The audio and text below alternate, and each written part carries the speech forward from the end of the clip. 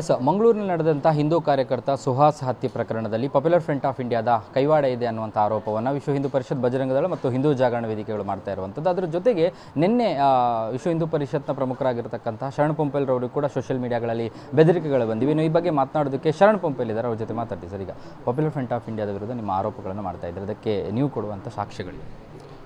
ನೋಡಿ, ಒಂದು ಸುಹಾಸ್ ಶೆಟ್ಟಿಯ ಹತ್ಯೆಯ ಹಿಂದೆ ಇದ್ದಂತಹ 8 ಜನ ಆರೋಪಿಗಳನ್ನು ಬಂಧನ ಮಾಡಿದ್ದಾರೆ. ಪೊಲೀಸ್ ಕಮಿಷನರ್ ಮಾತಾಡಬೇಕಾದ್ರೆ ಹೇಳಿದರು, ಇದು ಫಾಜಿಲ್ನ ಕೊಲೆಗೆ ಪ್ರತೀಕಾರ. ಆ ಹಿನ್ನೆಲೆಯಲ್ಲಿ ಆದಿಲ್, ಅವನ ತಮ್ಮ ಆದಿಲ್ ಇದರ ಹಿಂದೆ ಇದ್ದಾನೆ ಎಂಬಂಥ ಹೇಳಿಕೆಯನ್ನು ಕೊಟ್ಟಿದ್ದಾರೆ. ಆದರೆ ನಾವು ಹೇಳುತ್ತಿರುವುದು ಇದೇ ಕೊನೆಯಲ್ಲ. ಕೇವಲ ಫಾಜಿಲ್ನ ಕುಟುಂಬದವರು ಮಾತ್ರ ಈ ಕೊಲೆಯ ಹಿಂದೆ ಇಲ್ಲ.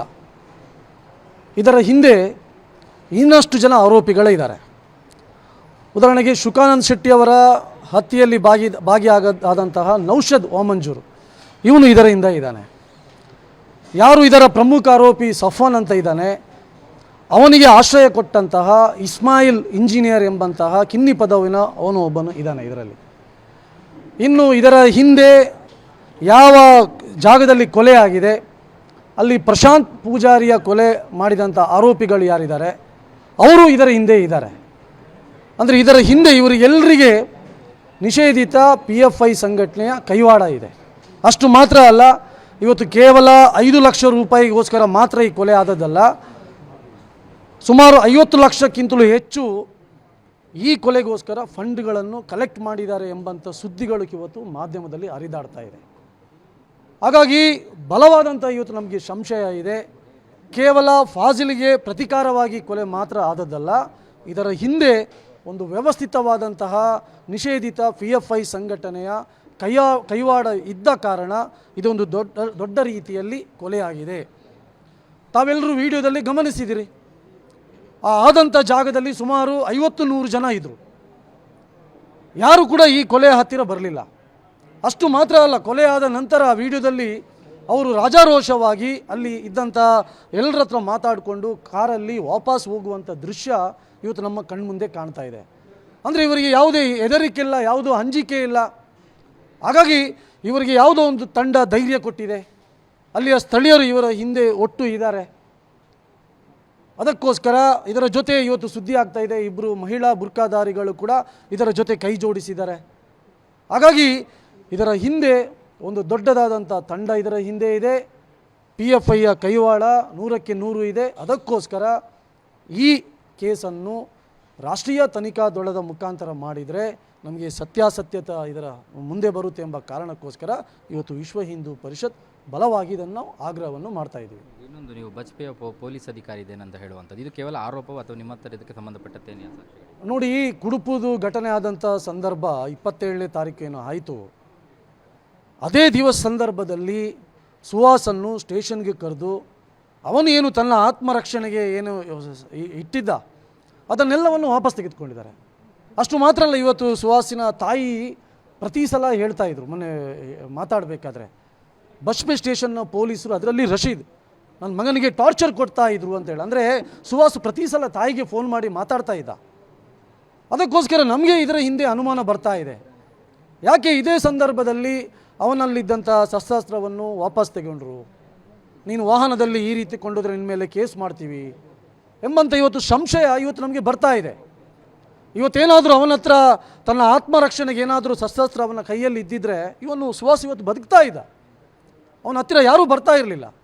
ಹಾಗಾಗಿ ಒಂದು ರೀತಿಯಲ್ಲಿ ಈ ಕೊಲೆಯ ಹಿಂದೆ ರಶೀದ್ನ ಮೇಲೂ ಕೂಡ ನಮಗೆ ಬಲವಾದಂಥ ಸಂಶಯ ಇದೆ. ಇವನು ಕೂಡ ಇದಕ್ಕೆ ಕೈ ಜೋಡಿಸಿದಾನೆ ಎಂಬಂಥ ಅನುಮಾನ ಈ ಎಲ್ಲ ಘಟನೆಗಳ ಮುಖಾಂತರ ಇವತ್ತು ನಮ್ಮ ಮುಂದೆ ಕಾಣ್ತಾ ಇದೆ. ನಿನ್ನೆ ಸೋಷಿಯಲ್ ಮೀಡಿಯಾಗಳಲ್ಲಿ ನಿಮಗೆ ಒಂದು ಬೆದರಿಕೆಗಳು ಕೆಲವೊಂದು ಕಡೆಗಳಲ್ಲಿ ಬಂದಿತ್ತು, ಭರತ್ ಕುಂಬ್ಡೆಲ್ ನಿಮ್ಮದೇ ಮುಖಂಡರಿಗೆ ಬಂದಿತ್ತು, FIR ದಾಖಲಾಗಿದೆ, ಅದರ ಬಗ್ಗೆ? ನೋಡಿ, ಈ ಸಾಮಾಜಿಕ ಜಾಲತಾಣಗಳಲ್ಲಿ ಈ ರೀತಿಯ ಕೊಲೆ ಬೆದರಿಕೆಯನ್ನು ಹಾಕುವುದರ ಮುಖಾಂತರ ನಮ್ಮನ್ನು ಎದುರಿಸುವಂಥದ್ದು ಅಥವಾ ನಮ್ಮ ಮಾನಸಿಕತೆಯನ್ನು ಕುಗ್ಗಿಸುವಂಥದ್ದು ಇವರಿಂದ ಸಾಧ್ಯ ಇಲ್ಲ. ನಾವು ಮತ್ತು ಇದಕ್ಕೆ ಹೆದರುವುದೂ ಇಲ್ಲ. ಹಿಂದುತ್ವಕ್ಕೋಸ್ಕರ, ಹಿಂದೂ ಸಮಾಜಕ್ಕೋಸ್ಕರ ಕಳೆದ 16 ವರ್ಷಗಳಿಂದ 10-15 ಜನ ಈ ಹಿಂದುತ್ವಕ್ಕೋಸ್ಕರ ತನ್ನ ಪ್ರಾಣವನ್ನು ಅರ್ಪಣೆ ಮಾಡಿದ್ದಾರೆ. ಆದರೆ ಯಾವತ್ತೂ ಹಿಂದುತ್ವದ ಕೆಲಸ ಕಡಿಮೆ ಆಗಿಲ್ಲ. ಹಿಂದುತ್ವದ ಹೋರಾಟ ಕಡಿಮೆ ಆಗಿಲ್ಲ. ಇವರು ಕೇವಲ ಒಬ್ಬ ಕಾರ್ಯಕರ್ತರನ್ನು ಕೊಲೆ ಮಾಡಿದ, ಯಾರಿಗೋ ಬೆದರಿಕೆ ಹಾಕಿದ ಕಾರಣಕ್ಕೋಸ್ಕರ ಇಲ್ಲಿ ಹಿಂದುತ್ವದ ಕಾರ್ಯ ಕಡಿಮೆ ಆಗುತ್ತದೆ ಎಂಬುದು ಏನು ಇವರು ಯೋಚನೆ ಮಾಡ್ತಾ ಇದ್ದಾರೆ, ಇದು ಸುಳ್ಳು. ಇದು ಸಾಧ್ಯ ಇಲ್ಲ. ನಾವು ಇವರ ಹೆದರಿಕೆಗೆ ಬೆದರಿಕೆಗೆ ನಾವು ಅಂತೂ ಬಗ್ಗುವವರಲ್ಲ. ಆದರೆ ನಾನು ಪೊಲೀಸ್ ಇಲಾಖೆಗೆ ಒಂದು ಪ್ರಶ್ನೆ ಮಾಡ್ತಾ ಇದ್ದೇನೆ. ಸುಭಾಷ್ ಶೆಟ್ಟಿಗೆ ಹತ್ಯೆ ಆದಂಥ ಸಂದರ್ಭದಲ್ಲಿ ಅವನಿಗೂ ಎಚ್ಚರಿಕೆಯನ್ನು ಕೊಟ್ಟಿದ್ದರು ಪೊಲೀಸರು, ನಿನ್ನನ್ನು ಟಾರ್ಗೆಟ್ ಮಾಡಿದ್ದಾರೆ. ಇನ್ಸ್ಟಾಗ್ರಾಮಲ್ಲಿ ಅವನಿಗೆ ಬೆದರಿಕೆ ಕರೆನೂ ಮೆಸೇಜು ಬಂದಿತ್ತು. ಯಾಕೆ ಪೊಲೀಸರು ಹಿಡಿಲಿಲ್ಲ? ದೂರು ಕೊಡದ ಕಾರಣಕ್ಕಾಗಿ ಅಲ್ಲ, ನಾನು ಹೇಳ್ತಿರೋದು, ಈಗ ಶರಣ್ ಯಾವುದೋ ಒಂದು ಕಡೆ ಭಾಷಣ ಮಾಡಿದರೆ, ಶರಣ್ ಯಾವುದೋ ಒಂದು ಹೇಳಿಕೆಯನ್ನು ಕೊಟ್ಟರೆ ನನ್ನ ಮೇಲೆ ಸೊಮೋಟೋ ಕೇಸ್ ಹಾಕ್ಲಿಕ್ಕಾಗುತ್ತೆ. ಯಾಕೆ ಈ ರೀತಿಯ ಬೆದರಿಕೆಗಳನ್ನು ಬರುವಾಗ ಯಾಕೆ ಇವರಿಗೆ ಕೇಸ್ ಮಾಡಲಿಕ್ಕಾಗಲ್ಲ? ಯಾಕೆ ಇವರನ್ನು ಪತ್ತೆ ಹಚ್ಚಲಿಕ್ಕೆ ಆಗಲ್ಲ? ಇವತ್ತು ನನ್ನ ಮೇಲೆ ಬೆದರಿಕೆ ಹಾಕಿದ್ದಾರೆ, ಇನ್ನೂ ಸೊಮೋಟೋ ಕೇಸ್ ಹಾಕಿರಲಿಲ್ಲ, ನಾನು ದೂರು ಕೊಟ್ಟ ಮೇಲೆ ಇವರು FIR ಮಾಡಬೇಕಾ? ಹಾಗಾಗಿ ಯಾಕೆ ಈ ಪೊಲೀಸರ ತಾರತಮ್ಯ ಇವತ್ತು ನನಗೆ ಗೊತ್ತಾಗ್ತಾ ಇಲ್ಲ. ಹಾಗಾಗಿ ಪೊಲೀಸರು ಅವರಿಗೊಂದು ಕಾನೂನು, ನಮಗೆ ಒಂದು ಕಾನೂನು, ಇದನ್ನು ನಾನು ಪೊಲೀಸ್ ಇಲಾಖೆಗೆ ನಾನು ಇವತ್ತು ಪ್ರಶ್ನೆ ಮಾಡ್ತಾ ಇದ್ದೀನಿ. ನಾನು ಸಾಕಷ್ಟು ಸಲ ಗನ್ ಲೈಸೆನ್ಸಿಗೆ ನಾನು ಹಾಕಿದ್ದೀನಿ, ನನಗೆ ಗನ್ ಲೈಸೆನ್ಸ್ ಕೊಟ್ಟಿಲ್ಲ. ನಾನು ಭದ್ರತೆ ಬಗ್ಗೆ ಪ್ರಶ್ನೆ ಮಾಡಿದ್ದೀನಿ, ನನಗೆ ಭದ್ರತೆ ಕೊಡಿ ಅಂತೇಳಿ ಕೊಟ್ಟಿಲ್ಲ. ಇವತ್ತು ನಾವು ನಮ್ಮ ಆತ್ಮರಕ್ಷಣೆಗೆ ವಾಹನದಲ್ಲಿ ಯಾವುದಾದ್ರೂ ಒಂದು ಶಸ್ತ್ರವನ್ನು ಇಟ್ಕೊಂಡ್ರೆ ಅದನ್ನು ಇವತ್ತು ಪ್ರಶ್ನೆ ಮಾಡ್ತಾರೆ, ಅದನ್ನು ಇಟ್ಕೊಂಡು ನಮ್ಮ ಮೇಲೆ ಕೇಸ್ ಹಾಕ್ತಾರೆ. ಯಾರೋ ನನ್ನ ಜೊತೆ ಒಂದು 7-8 ಜನ ಹುಡುಗರು ಇದ್ದರೆ ಅದನ್ನು ಇವತ್ತು ಪ್ರಶ್ನೆ ಮಾಡ್ತಾರೆ. ಅಂದರೆ ಸುಹಾಸ್ಗೆ ಆದ ಅನುಭವ ನಿಮಗೂ ಕೂಡ ಆಗಿದೆಯಾ? ಖಂಡಿತವಾಗಲೂ ಸಾಕಷ್ಟು ಸಲ ನಮಗೆ ಇದು ಅನುಭವ ಆಗಿದೆ. ಸಾಕಷ್ಟು ಸಲ ಈ ರೀತಿಯ ಥ್ರೆಟ್ ಕಾಲ್ ಬಂದಿದೆ, ಸಾಕಷ್ಟು ಸಲ ಈ ರೀತಿಯ ಮೆಸೇಜ್ಗಳು ಬಂದಿದೆ, ಸಾಕಷ್ಟು ಸಲ ನಾನು ದೂರನ್ನು ಕೊಟ್ಟಿದ್ದೇನೆ. ನನ್ನ ಗನ್ ಲೈಸೆನ್ಸಿಗೆ 2 ಸಲ ನಾನು ಮನವಿ ಮಾಡಿದ್ದೆ.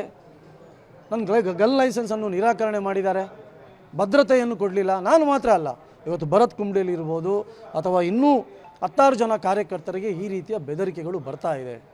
ಈ ಭದ್ರತೆ ವ್ಯವಸ್ಥೆಯನ್ನು ಮುಂದಿನ ದಿವಸಗಳಲ್ಲಿ ಪೊಲೀಸ್ ಇಲಾಖೆ ಮಾಡಬೇಕು.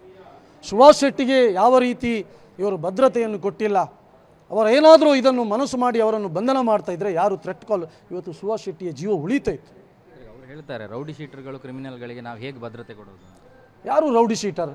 ಯಾವುದೋ ಒಂದು ಅಕ್ರಮ ಗೋಸಾಗಾಟದ ವಾಹನವನ್ನು ಹಿಡಿದರೆ ಅವನು ರೌಡಿ ಶೀಟರ್. ಇವರು ನಮ್ಮ ಪಟ್ಟ, ನನ್ನ ಮೇಲೆ ಈಗ ರೌಡಿ ಶೀಟರ್ ಇದೆ, ನನ್ನಂಥ 10 ಕಾರ್ಯಕರ್ತರ ಮೇಲೆ, 100 ಕಾರ್ಯಕರ್ತರ ಮೇಲೆ ರೌಡಿ ಶೀಟರ್ ಇದೆ. ನಮ್ಮ ಮೇಲೆ ಇದ್ದಂಥ ಕೇಸ್ಗಳು, ಗೋವಿಗೋಸ್ಕರ ನಾವು ಹೋರಾಟ ಮಾಡಿದ್ದೀವಿ, ಯಾವುದೋ ಒಂದು ಹೆಣ್ಮಕ್ಕಳ ರಕ್ಷಣೆಗೋಸ್ಕರ ನಾವು ಹೋರಾಟ ಮಾಡಿದ್ದೀವಿ, ಪ್ರತಿಭಟನೆ ಮಾಡಿದ್ದೀವಿ, ಅಥವಾ ಇನ್ಯಾವುದೋ ಕಾರ್ಯವನ್ನು ಮಾಡಿದ್ದೀವಿ. ಕೊಲೆ ಕೇಸ್ಗಳು ಎಷ್ಟು ಜನ ಇದ್ದಾರೆ, ಎಲ್ಲರ ಮೇಲೆ ಇವರು ರೌಡಿ ಶೀಟರ್ ಆಗ್ತಾರೆ. ನಾವು ಇದನ್ನು ಒಪ್ಪುವುದಿಲ್ಲ. ರೌಡಿ ಶೀಟರ್ ಎಂಬಂಥ ಶಬ್ದ ನಾವು ಇದನ್ನು ಒಪ್ಪುವುದಿಲ್ಲ. ಕ್ರಿಮಿನಲ್ ಎಂಬಂಥ ವಾಕ್ಯವನ್ನು ನಾವು ಇದನ್ನು ಒಪ್ಪುವುದಿಲ್ಲ. ನಮ್ಮ ಹುಡುಗರು ಮಾಡ್ತಿರೋದು ಈ ದೇಶಕ್ಕೋಸ್ಕರ, ಹಿಂದುತ್ವದ ಉಳಿಗೋಸ್ಕರ, ಹಿಂದೂ ಧರ್ಮದ ರಕ್ಷಣೆಗೋಸ್ಕರ ಮಾಡ್ತಿರೋದು. ಹಾಗಾಗಿ ನಾನು ಈ ಸರ್ಕಾರದ ನಿಲುವೇನಿದೆ ಇದನ್ನು ನಾನು ಪ್ರಶ್ನೆ ಮಾಡ್ತೀನಿ. ಇವತ್ತು ಮೊನ್ನೆ ನಮ್ಮ ಗೃಹ ಸಚಿವರು ಪರಮೇಶ್ವರ್ ಅವರು ಬಂದಿದ್ದರು. ಇವರು ಮಾನವೀಯತೆಯ ದೃಷ್ಟಿಯಿಂದಲಾದ್ರೂ ಇವರು ಅವನ ಮನೆಗೆ, ಸುಹಾಸ್ ಮನೆಗೆ ಹೋಗಬೇಕಿತ್ತು. ಅದರಲ್ಲೂ ನಾನು ಕಾಂಗ್ರೆಸ್ನವ್ರಿಗೆ ನಾನು ಪ್ರಶ್ನೆ ಮಾಡ್ತಾ ಇದ್ದೀನಿ.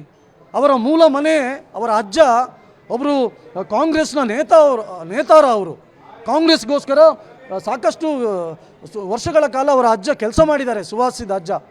ಅಂಥ ಮನೆಯನ್ನು ಇವರು ಮುಸಲ್ಮಾನರಿಗೋಸ್ಕರ, ಅವರಿಗೆ ನೋವಾಗುತ್ತೆ, ಅವರ ಓಟಿಗೋಸ್ಕರ ಅವರ ಮನೆಗೆ ಹೋಗದೆ ಕೂತ್ಕೊಂಡಿದ್ದಾರೆ. ಇದು ಕಾಂಗ್ರೆಸ್ಗೆ ಯಾರು ಹಿಂದೂಗಳು ಓಟ್ ಹಾಕ್ತಾ ಇದ್ದಾರೆ ಇವರು ಯೋಚನೆ ಮಾಡಬೇಕು. ಕಾಂಗ್ರೆಸ್ನ ನಾಯಕರು ಯೋಚನೆ ಮಾಡಬೇಕು. ಸುಹಾಸಿಗೆ ಏನು ಮಿಥುನ್ ರೈದು ಪರಿಚಯ ಇರಲಿಲ್ವಾ? ಮಿಥುನ್ ರೈ ಅವರು ಒಳ್ಳೆ ಪರಿಚಯ ಇತ್ತು ಸುಹಾಸಿಗೆ.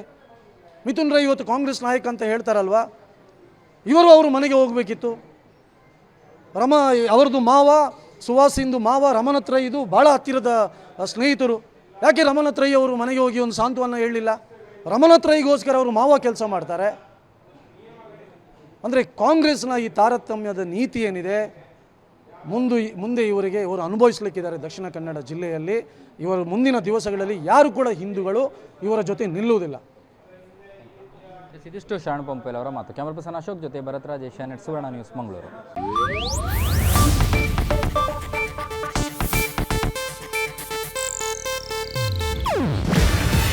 ಇದು ಏಷ್ಯಾನೆಟ್ ನ್ಯೂಸ್ ನೆಟ್ವರ್ಕ್ ಪ್ರಸ್ತುತಿ.